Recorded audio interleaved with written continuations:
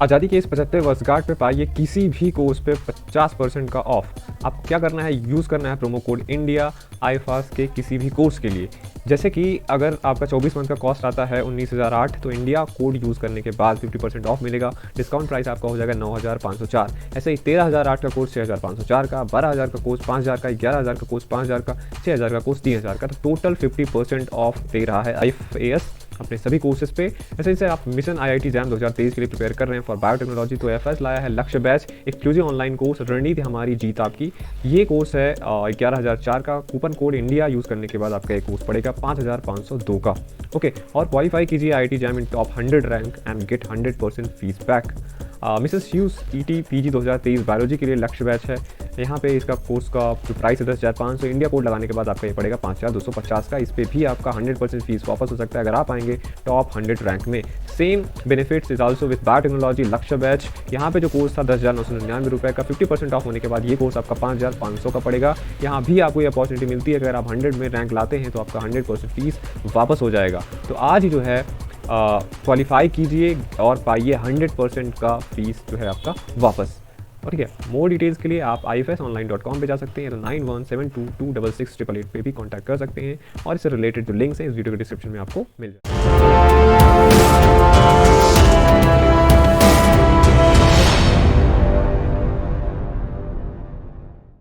Hello friends, film channel master of botany के मैं हूं आपका दोस्त वीरेंद्र कुमार सिंह, और इस वीडियो में हम देखेंगे यूनिवर्सिटी ऑफ जो हैदराबाद है उसका हम 2021 के क्वेश्चन पेपर का सोल्यूशन आपको दे रहे थे, और उसमें 80 तक के क्वेश्चन हमने सॉल्व कर लिया था। इस वीडियो में हम देखेंगे क्वेश्चन नंबर 81 से। यहाँ पे है question number 81, in negative regulation of a gene expression the presence of particular regulatory factor reduces gene expression and if it absence result in increase gene expression the factor is. कह रहा है जो negative regulation होता है gene expression का, उसमें एक particular regulatory factor present होता है जो अगर प्रेजेंट रहता है तो क्या होता है, जीन का एक्सप्रेशन नहीं होता है, और उसके एब्सेंस में जीन का एक्सप्रेशन का क्या होता है, इंक्रीज जीन एक्सप्रेशन आपका हो जाता है। तो ऐसे को हम, जो प्रोटीन आपने पढ़ा होगा लाइकोप्रियन में, वो रिप्रेशर का रोल है यहाँ पे। रिप्रेशर जो होता है जब प्रेजेंट रहता है तो वो जाके बाइंड कर जाता है ऑपरेटर से, जिससे कि जीन एक्सप्रेशन रुक जाता है, और उसके एब्सेंस में जीन एक्सप्रेशन जो होता है इंक्रीज हो जाता है। तो इसका बी वाला ऑप्शन करेक्ट है। क्वेश्चन नंबर 82 पे आते हैं। Which enzyme is involve in epigenetic inheritance. Epigenetic inheritance, अगर आपने एपिजेनेटिक्स पढ़ा होगा तो एपिजेनेटिक जैसे कुछ चेंजेस है जो हमारे DNA में होते हैं, वो चेंजेस अलग है, DNA लेवल पे होता है, कुछ फॉस्फेट में, बेसिस में इधर उधर के चेंजेस होते हैं। एपिजेनेटिक चेंजेस वो चेंजेस होते हैं जो बिना न्यूक्लियोटाइड में चेंज किए हुए जो चेंजेस हेरिटेबल फिनोटिपिक चेंजेस होते हैं वो, ठीक है, वो एपिजेनेटिक्स के अंदर उनकी स्टडी की जाती है। ऐसा ही फंक्शन है आपका हिस्टोन मेथिल ट्रांसफरेजेस का। ये हिस्टोन मॉडिफाइंग एंजाइम्स होते हैं जो कि कैटेलाइज करते हैं 2 या 3 मेथिल ग्रुप्स को, कहाँ पे, जो उसमें लाइसिन होते हैं और अर्जिनिन के रेसिड्यू होते हैं हिस्टीन प्रोटीन्स में, उसमें। और ये एक प्रिंसिपल आपका एपिजेनेटिक मॉडिफिकेशन है क्रोमैटिन का। तो हिस्टोन मेथिल ट्रांसफरेज का करेक्ट ऑप्शन है। क्वेश्चन नंबर 83 पे आते हैं। Which of the following pairs is interconverted in the process of mutarotation. देखिए, एक म्यूटा रोटेशन प्रोसेस है, कह रहा है इसमें से कौन से पेयर्स हैं जो आपस में इंटर कन्वर्ट होते हैं। Alpha D glucose and beta D glucose, D glucose, L glucose, D glucose and D fructose, और alpha D glucopyranose and beta D glucofuranose. तो देखिए, अगर आप म्यूटर रोटेशन की बात करेंगे, ये एक्चुअली क्या है, म्यूटर रोटेशन एक चेंज है। जब ऑप्टिकल रोटेशन में चेंज आता है, जब किसी मॉलिक्यूल के प्योर अल्फा और बीटा एनोमर्स को डिसॉल्व करते हैं वाटर में, तो जो अल्फा एनोमर होता है, जैसे डी ग्लूकोज का आप देखेंगे, अल्फा उसका एनोमर, उसका स्पेसिफिक रोटेशन प्लस 112 डिग्री होता है वाटर में, जो बीटा एनोमर है उसका डी ग्लूकोज का प्लस 19 है, ठीक। लेकिन जब आप दोनों को एक साथ वाटर में डिसॉल्व करते हैं तो जो उसका स्पेसिफिक रोटेशन होता है वो चेंज हो जाता है ओवर टाइम, ठीक। और सेम वैल्यू दोनों की आ जाती है। दोनों को अगर अल्फा बीटा एनोमर को आप साथ वाटर में डिसॉल्व कर देंगे तब उसका वैल्यू प्लस 52.5 डिग्री हो जाएगा, ठीक है।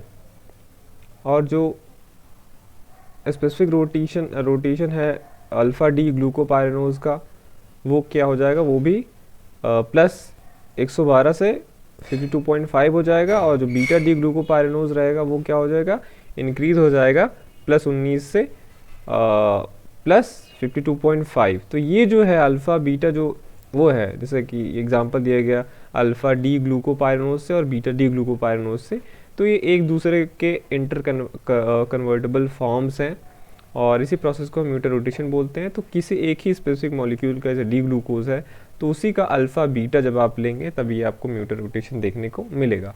तो ये वाला ऑप्शन करेक्ट होगा। 84 पे आते हैं, which element plays an important role in pollen germination. देखिए एलिमेंट आप पढ़ेंगे प्लांट फिजियोलॉजी में, माइक्रो न्यूट्रिएंट और माइक्रो न्यूट्रिएंट, उनका अलग अलग फंक्शन होता है, कौन कौन से एलिमेंट क्या करते हैं, किस लिए इंपॉर्टेंट है, वो वहाँ पे लिखा रहता है। तो उसमें से एक एलिमेंट बोरान है। बोरान आप देखेंगे कि इसका पॉलन जर्मिनेशन और पॉलन ट्यूब ग्रोथ में इसका इंपॉर्टेंट रोल है, तो इसलिए कौन सा एलिमेंट होगा, बोरान होगा। क्वेश्चन नंबर 85 पे आते हैं, usually in photosynthesis the resonance energy plays a major role, therefore what is resonance energy transfer. आपने जब फोटोसिंथेसिस पढ़ा होगा तो एक तो इलेक्ट्रॉन के शिफ्ट वगैरह आपने पढ़ा होगा, कहाँ भाई इलेक्ट्रॉन एक्साइटेड हुआ, फिर इलेक्ट्रॉन का ट्रांसफ़र हो गया, ये सब चीज़ आपने पढ़ी है। पर फोटोसिंथेसिस में आपको एक चीज़ और पढ़ने को मिलता है, रेजोनेंस एनर्जी ट्रांसफ़र। पूछा है आपसे वो क्या होता है रेजोनेंस एनर्जी ट्रांसफ़र।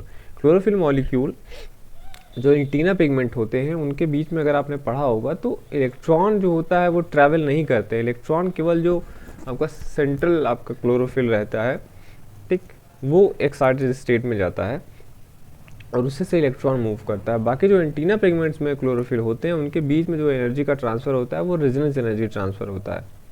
तो इसमें क्या है कि जो रेजोनेंस एनर्जी ट्रांसफ़र है इसमें ट्रांसफ़र ऑफ एनर्जी तो होती है बट नॉट द इलेक्ट्रॉन्स। तो आप देखेंगे बी वाला ऑप्शन आपका करेक्ट है, ट्रांसफर्स ऑफ एनर्जी होती है ना कि ट्रांसफर ऑफ इलेक्ट्रॉन।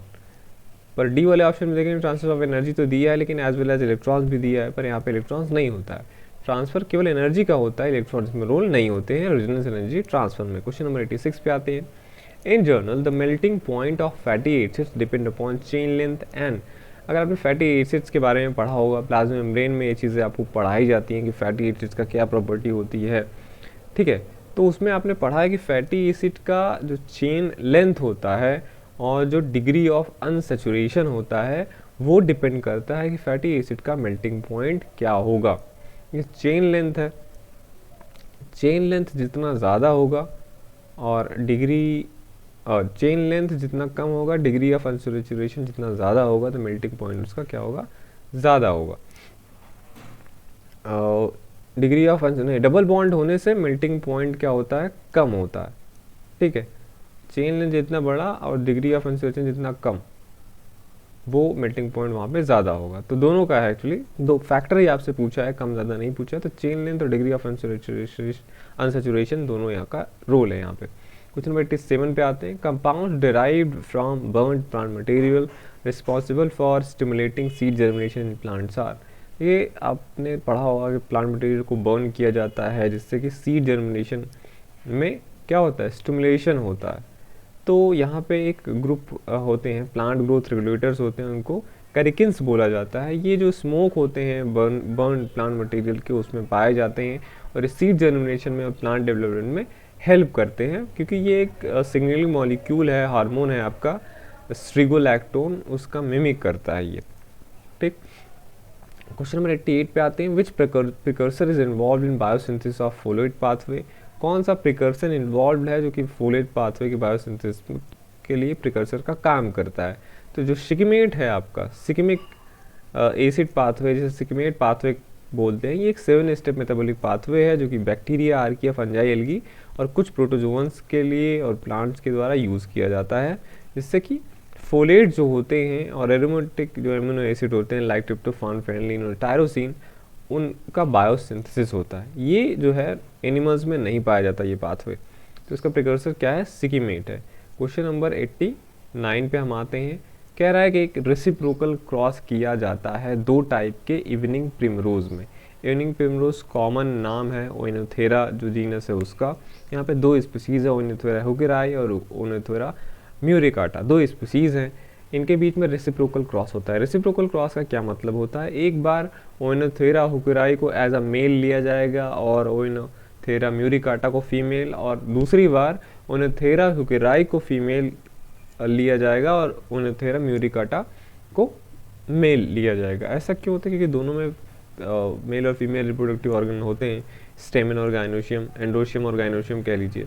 तो एक बार हम एंड्रोशियम से जो पॉलेंस होंगे वो हुकराई का लेंगे और इसको पॉलिनेशन कराएंगे म्यूरिकाटा के गाइनोशियम में, और फिर दूसरी बार म्यूरिकाटा का हम पॉलन ग्रेन्स लेंगे और इसको हम पॉलिनेट कराएंगे ओनिथेरा के गाइनोशियम को। तो इसको रेसिप्रोकल क्रॉस करते कहते हैं, जहाँ पे बारी बारी से दोनों को चांस मिलता है कि एक बार तुम मेल रहोगे, एक बार तुम मेल रहोगे। ठीक, इनका सेम नंबर जो है सेम क्रोमोसोम कंस्टिट्यूशन है। कह रहा है जब सीड पेरेंट मतलब गाइनोशियम को जिसका लिया गया, कह रहा है जब गाइनोशियम किसका लिया गया, हुकेरी का, तो जो प्लास्टिड उनके प्रोजनी का बना, प्लांट जो उससे बने वो येलो थे। लेकिन जब सीड पेरेंट म्यूरिकाटा को लिया गया, मतलब गाइनोशियम म्यूरिकाटा का यूज़ किया गया, तो प्लास्टिड जो थे वो ग्रीन हुए, जो प्रोजनी उससे हुई सीड को उगाने के बाद। कह रहा है अब इसके लिए आप 4 स्टेटमेंट दिए गए हैं, कौन सा करेक्ट एक्सप्लेनेशन है इसका, ऐसा क्यों हो रहा है। ठीक, न्यूक्लियर इनहेरिटेंस है सबसे पहले या मैटरनल इनहेरिटेंस है। जब भी प्लास्टिड की बात हो आप समझ जाइए कि वहाँ पे क्या है, मैटरनल इनहेरिटेंस की बात हो रही है, न्यूक्लियर इनहेरिटेंस की नहीं। तो अगर मैटरनल इनहेरिटेंस आपको पता हो गया, तो अगर आपने देखा कि सीड पेरेंट को जब हुकेराई लिया गया था तब क्या हुआ था, आपका प्लास्टिड जो प्रोजनी था, प्रोजनी का प्लास्टिड वो येलो था। जब कोई प्लांट एज अ फीमेल की तरीके से काम करेगा तो फीमेल के पास वो सब कुछ कंट्रीब्यूट करता है। मेनली जो क्लोरोप्लास्ट है फीमेल के द्वारा ही आते हैं, मेल के द्वारा केवल स्पर्म का कंट्रीब्यूशन होता है बस। ठीक, तो उसमें आपका क्लोरोप्लास्ट नहीं आएगा। तो जो प्लांट फीमेल लिया गया उसी का आपको प्लास्टिड दिखना है। तो अगर आप देखेंगे ऑप्शन नंबर सी में कि ये एक मैटरनल इनहेरिटेंस है, मतलब मदर प्लांट जो है, जो जिसका गाइनोशियम लिया जा रहा है वो मैटरनल इनहेरिटेंस है। और यहाँ पे हुकेराई, क्योंकि यहाँ पे प्लास्टिड देगा तो इसका मतलब जो प्लांट येलो थे, इसका मतलब जो ये प्लास्टिड येलो है इसी के पास है, और म्यूरिकाटा का जो प्लास्टिड है वो ग्रीन प्लास्टिड है। क्योंकि आपने देखा सेकंड वाले में जब म्यूरिकाटा का प्लास्टिड लिया गया तो प्रोजनी ग्रीन थी, तब उसने प्लास्टिड देना स्टार्ट किया। ठीक है, इसीलिए क्वेश्चन नंबर 90 पे आते हैं। पोरिन्स पूछा है क्या है। पोरिन्स आपने पढ़ा होगा बैक्टीरिया में। ठीक, ये प्रोटीन्स होते हैं और आप देखेंगे कि ये एक्चुअली पहली बात तो ग्राम नेगेटिव बैक्टीरिया में पाए जाते हैं, ग्राम पॉजिटिव में नहीं। जैसा कि सी में दिया हुआ है ग्राम पॉजिटिव, डी में दिया है ग्राम नेगेटिव, डी में भी दिया है। और ये प्रोटीन्स हैं आउटर मेम्ब्रेन में प्रेजेंट होते हैं। ग्राम नेगेटिव भी देखेंगे तो ये देखिए आउटर मेम्ब्रेन यहाँ पे भी दिया है। Functions of the channel for entrance and exit for hydrophilic low molecular weight substances. Proteins ये पहला वाला सही है इसका। पोरिन जो होता है ये प्रोटीन्स होते हैं जो कि प्रेजेंट होते हैं outer membrane gram negative bacteria के, और ये फंक्शन करते हैं the channel for entrance and exit of hydrophilic low molecular weight substances. ठीक है, यहाँ पे कॉम्प्लेक्स लिपिड्स लिखा हुआ है ग्राम नेगेटिव के साथ, तो लेकिन लिपिड्स होते नहीं है।